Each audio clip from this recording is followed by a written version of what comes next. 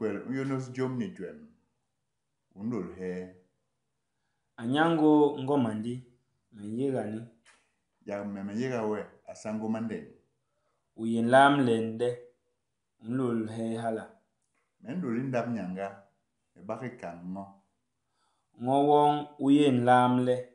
Uyig hala. Meyega asango mande. We undul he. Unte hebe.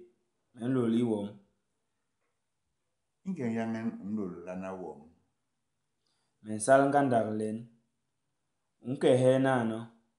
Mehu imbayem. Unke ibonki imbay nano. Mayem ambemme. Bokbes imeni. Dilam kosi ni. Dije. To asango mande. Menje bime kosi. Hala anti ngabe. Weke lipe. Kel ipe asango mande.